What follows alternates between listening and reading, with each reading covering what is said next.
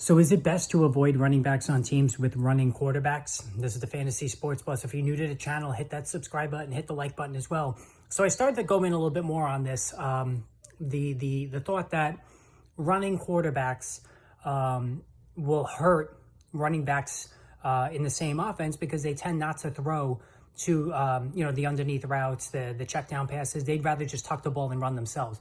And if you look at the three premier runners, whether it's Lamar Jackson, whether it's Jalen Hurts, whether it's Justin Fields, all three guys, and this is a concern we're going to have about Anthony Richardson in Indianapolis, all four guys are more likely to just to keep the ball than to dump it off. And that makes sense because the better running play or the better play in that situation is probably just to trust your uber athletic running quarterback. And so that's why over the years, the last couple of years, J.K. Dobbins, has been knocked in PPR leagues because he doesn't catch the ball a lot. Philadelphia Eagle backs, you're looking at Miles Sanders and the decrease in catches he had since his rookie year, where he actually did some nice things there ever since Jalen Hurts became the quarterback. Also, if you even look at Ryan Tannehill to a lesser extent as a running quarterback earlier in his career, Derrick Henry has never been a big receptions guy.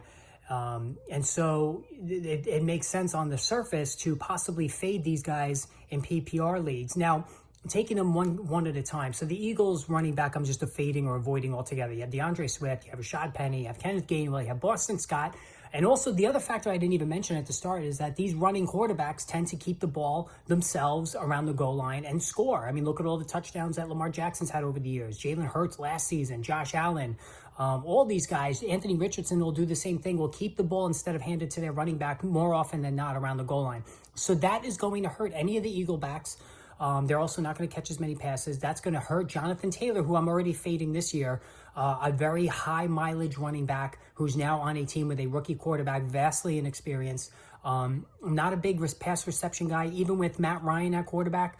But now he's going to have one of probably the most athletic quarterbacks of all time coming out of the draft into the NFL, and Anthony Richardson. So that's going to hurt him as well, and it's going to steal touchdowns from Taylor as well. So when you combine the lack of receptions or the downgrade in receptions and downgrade in touchdowns, that's going to hurt him as well.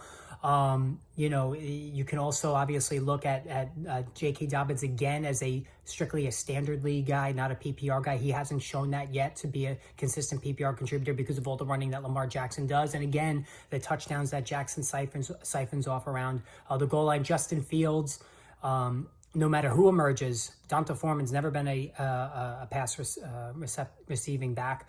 Khalil Herbert, he's shown flashes as a receiver, but not, no consistency there. Roscoe Johnson could be even the guy. So all of these guys, again, whether it's Kenneth Gainwell, Boston Scott, DeAndre Swift, Rashad Penny in Philadelphia, all those other backs I talked about, I think you need to downgrade them in PPR. I personally am fading all of those guys that we just talked about. I have no interest in them unless their prices are really cheap. I'm going to be looking for those high target running backs in PPR leagues, and I think you should do the same. All right, again, hit that subscribe and notification button. More videos coming soon.